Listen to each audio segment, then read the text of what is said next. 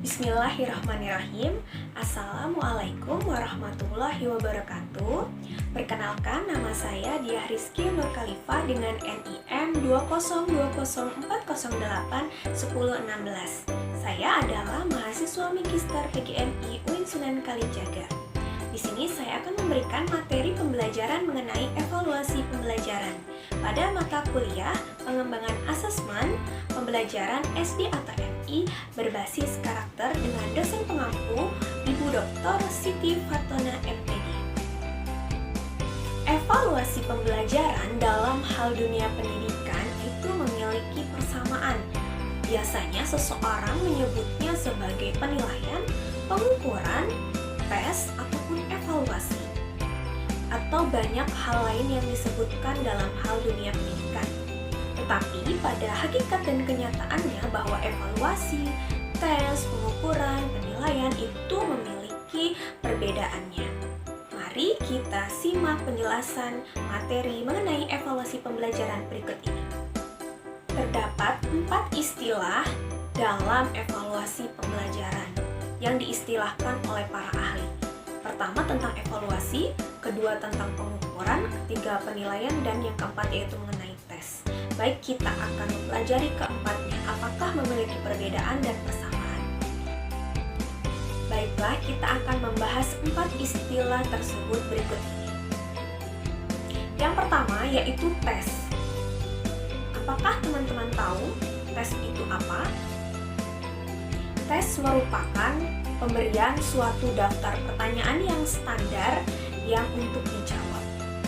Artinya, dalam tes tersebut, seorang pendidik maupun seorang guru ataupun seorang dosen memberikan sebuah daftar pertanyaan, kemudian dari daftar pertanyaan yang diberikan tersebut, kemudian dijawab oleh siswa atau mahasiswanya. Jadi, dapat dikatakan bahwa tes tersebut merupakan daftar pertanyaan. Perlu diingat ya, tes merupakan daftar pertanyaan. Selanjutnya, yang kedua yaitu ada pengukuran atau measurement. Apa itu pengukuran? Kan suatu deskripsi kuantitatif tentang keadaan sesuatu hal sebagaimana adanya atau tentang perilaku yang tampak dalam diri seseorang atau prestasi belajar yang diberikan oleh siswa. Ya, jadi setelah pendidik itu memberikan tes melalui daftar pertanyaan, diberikannya daftar pertanyaan, kemudian dijawab oleh siswa ataupun mahasiswa, setelah itu diukur.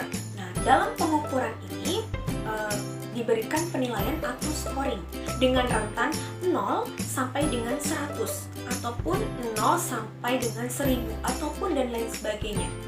Pada pengukuran ini biasanya menggunakan data kuantitatif atau data berupa angka-angka. Yang ketiga yaitu asesmen atau penilaian. Asesmen atau penilaian merupakan mengambil suatu keputusan terhadap sesuatu dengan ukuran baik atau buruk. Nah, jadi setelah pendidik seperti guru maupun dosen memberikan daftar pertanyaan dari tes yang sudah diberikan kepada siswa ataupun mahasiswa, kemudian dari tes tersebut siswa ataupun mahasiswa itu menjawab. Jadi setelah dijawab, kemudian guru ataupun dosen itu memberikan pengukuran, artinya di scoring. Di scoring itu diberikan data kuantitatifnya, berapa skornya misalkan, seperti itu. 0 sampai 100 gitu, ataupun 100 sampai 1000 atau dan lain sebagainya. Datanya itu berupa data angka, jadi seperti itu. Nah, setelah dikasih penilaian atau diberikan penilaian tersebut, maka selanjutnya adalah diberikan nilai apakah baik ataupun buruk, seperti itu. Jadi apabila si siswa ataupun mahasiswa ini mendapatkan scoring 0 sampai 50, berarti siswa tersebut ataupun mahasiswa tersebut mendapatkan penilaian yang buruk. Apabila mahasiswa ataupun siswa tersebut mendapatkan skor atau penilaian, mendapatkan skor dari 60 sampai dengan 100, berarti dikategorikan sebagai baik. Jadi itu adalah salah satu contohnya. Jadi ukuran baik ataupun buruk ataupun bisa menggunakan kata-kata lain, misalkan baik, sangat baik, kurang, ataupun sangat kurang, dan lain sebagainya. Yang keempat, yaitu evaluasi atau evaluation. Evaluasi merupakan suatu rangkaian kegiatan yang dirancang untuk mengukur efektivitas sistem pembelajaran secara keseluruhan. Jadi, guru ataupun dosen ketika mereka telah melaksanakan tes atau diberikan daftar pertanyaan, kemudian siswa maupun mahasiswa menjawab dari pertanyaan tersebut, kemudian dosen ataupun guru tersebut memberikan pengukuran dengan cara diberikan scoring, artinya diberikan penilaian. Nah, kemudian setelah diberikan penilaian, ketika mendapatkan hasil yang baik atau penilaian dengan angka rentan waktu 0 sampai 100, misalkan seperti itu, apabila mendapatkan nilai 60 maka dikategorikan sebagai buruk misalkan, karena itu disebut sebagai penilaian. Tapi apabila mendapatkan nilai 100 maka dikatakan mendapatkan penilaian dengan ukuran yaitu baik. Dari rangkaian tes, kemudian pengukuran, kemudian penilaian tersebut, nah disitulah dikatakan sebagai evaluasi pembelajaran, di mana untuk mengukur keefektifan dalam sistem pembelajaran tersebut, apakah baik ataupun buruk, seperti itu. Jadi perlu catatan, apabila siswa ataupun mahasiswa mendapatkan hasil dari pembelajaran tersebut dengan kategori baik, maka hal yang dilakukan guru maupun dosen adalah dengan meningkatkannya lagi atau melanjutkan evaluasi pembelajaran tersebut. Apabila siswa maupun mahasiswa mendapatkan hasil yang buruk, maka dosen maupun guru itu meng-cut, artinya tidak menindaklanjuti evaluasi pembelajaran tersebut, melainkan harus memperbaikinya. Evaluasi terbagi menjadi dua. Yang pertama yaitu evaluasi sumatif dan yang kedua yaitu evaluasi formatif. Jalanannya seperti tesnya, pengukurannya, penilaiannya itu dalam rentan waktu tertentu di mana terdapat perbaikan-perbaikan. Apabila pada ulangan harian, guru maupun dosen memberikan tes, ya, di mana tesnya itu berupa daftar pertanyaan. Di situ ada 10 pertanyaan misalkan. Dari 10 pertanyaan tersebut, minimal siswa ataupun mahasiswa itu harus mendapatkan nilai 80. Apabila kurang dari 80, maka dikatakan itu sangat buruk atau tidak lulus. Nah, jadi dalam hasil tes tersebut, si siswa ataupun mahasiswa ini harus mendapatkan nilai di atas 80. Kemudian dari tes tersebut, siswa ataupun mahasiswa itu menjawab pertanyaannya. Kemudian si guru maupun dosen memberikan pengukuran dengan cara memberikan penilaian dengan data-data angka atau data-data berupa angka dari rentan 0 sampai 100. Ternyata ada beberapa siswa maupun mahasiswa yang mendapatkan nilai di bawah dari 80. Misalkan ada 10 orang siswa ataupun mahasiswa, ternyata 5 siswa itu mendapatkan nilai kurang dari 80. Artinya perlu adanya perbaikan. Nah, sedangkan 5 orangnya lagi itu mendapatkan nilai di atas 80. Artinya tidak perlu atau tidak adanya perbaikan. Jadi di akhir semester ataupun di tengah semester, misalkan seperti ujian tengah semester ataupun ujian akhir semester ataupun ujian tengah semester, atau yang dikatakan pada saat ini yaitu PTS atau PAS atau UAS atau UTS, seperti itu. Baik, kita akan melanjutkan materi selanjutnya yaitu mengenai prosedur pengembangan evaluasi pembelajaran. Dalam prosedur pengembangan evaluasi pembelajaran terdapat 5 langkah. Yang pertama yaitu perencanaan evaluasi, yang kedua yaitu pelaksanaan evaluasi dan monitoring, yang ketiga yaitu pengolahan data dan analisis, yang keempat pelaporan hasil evaluasi, dan yang terakhir atau yang kelima yaitu pemanfaatan hasil evaluasi. Baik, di sini saya akan membahas mengenai satu persatu dari prosedur pengembangan evaluasi pembelajaran tersebut. Yang pertama yaitu perencanaan evaluasi. Pada perencanaan evaluasi pembelajaran, terdapat 7 langkah atau 7 tahapan dalam perencanaan evaluasi pembelajaran tersebut. Yang pertama yaitu analisis kebutuhan. Dalam analisis kebutuhan ini, evaluator akan memperoleh kejelasan masalah dalam pembelajaran, sehingga hal tersebut dapat memberikan rekomendasi kepada penentu ataupun pembuat kebijakan. Jadi maksudnya adalah ketika yang mengevaluasi atau disebut juga sebagai evaluator tersebut mendapatkan masalah, maka hal yang dilakukan adalah memberikan rekomendasi ataupun masukan terhadap pembuat evaluasi tersebut. Yang kedua yaitu merumuskan tujuan penelitian. Jadi harus dirumuskan secara jelas dan tegas dalam tujuan dari evaluasi pembelajaran tersebut, serta ditentukannya sejak awal konsep dasar untuk menentukan arah, kemudian ruang lingkup materi, jenis atau model, dan karakteristik atau karakter dari alat evaluasi yang digunakan oleh guru maupun dosen dalam proses maupun hasil belajar yang dilakukan tersebut. Yang ketiga yaitu mengidentifikasi kompetensi dasar dan hasil belajar. Selanjutnya yang keempat yaitu menyusun kisi-kisi.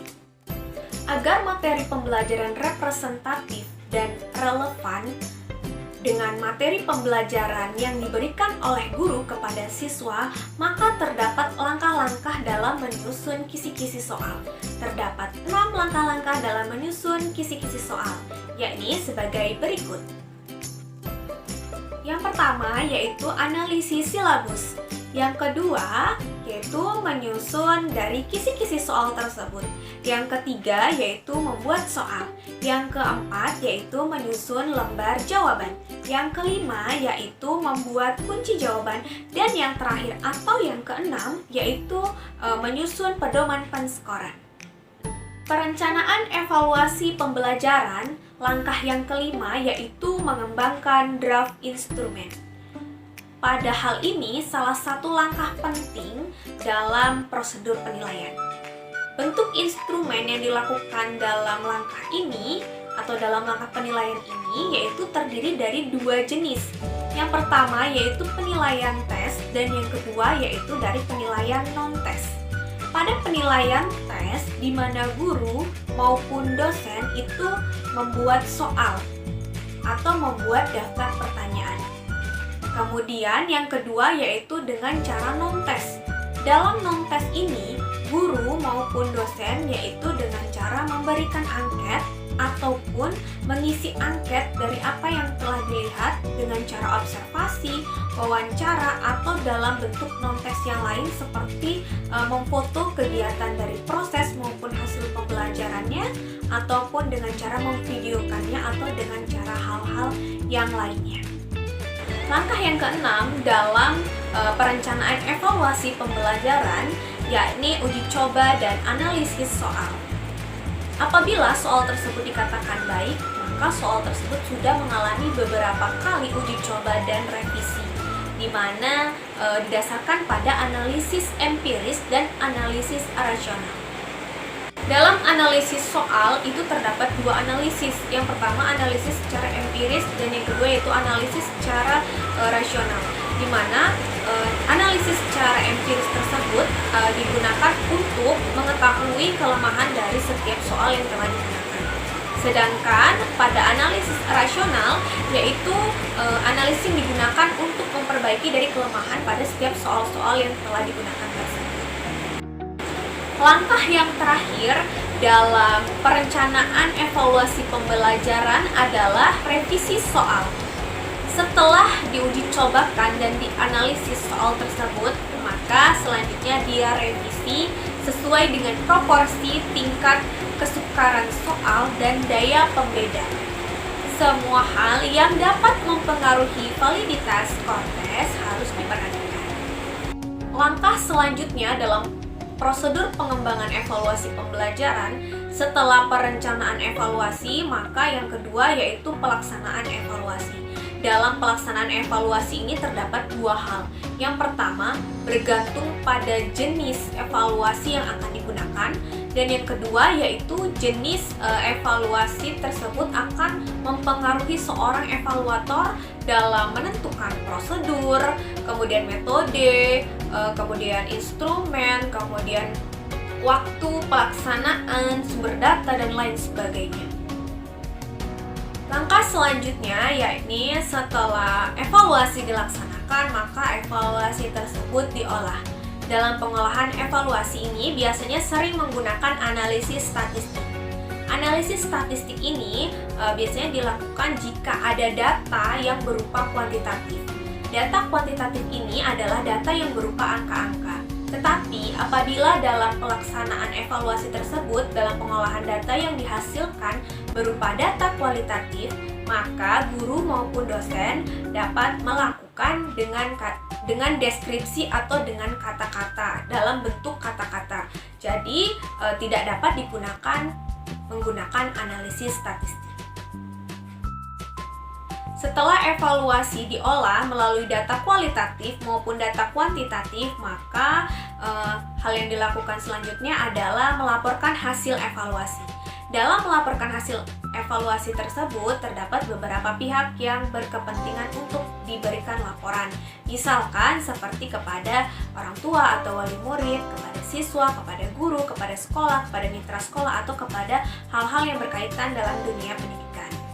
Dalam hasil evaluasi tersebut adalah salah satu bentuk daripada akuntabilitas publik. Langkah yang terakhir dalam prosedur pengembangan evaluasi pembelajaran adalah pemanfaatan hasil evaluasi pembelajaran. Evaluasi pembelajaran sangat bermanfaat. Terdapat 5 manfaat dalam hasil evaluasi pembelajaran. Yang pertama yaitu evaluasi bermanfaat untuk keperluan laporan pertanggungjawaban. Yang kedua yaitu untuk keperluan seleksi. Yang ketiga yaitu untuk keperluan promosi. Yang keempat yaitu untuk keperluan diagnosis. Dan yang kelima yaitu untuk memprediksi masa depan siswa. Sekian materi pembelajaran dari evaluasi pembelajaran pada hari ini yang dapat saya sampaikan. Terima kasih teman-teman sudah menyimak. Apabila ada terdapat kesalahan dalam penyampaian materi atau dalam salah kata, saya mohon maaf dan kepada Allah saya mohon ampun. Terima kasih. Wabillahi taufiq wal hidayah. Wassalamualaikum warahmatullahi wabarakatuh.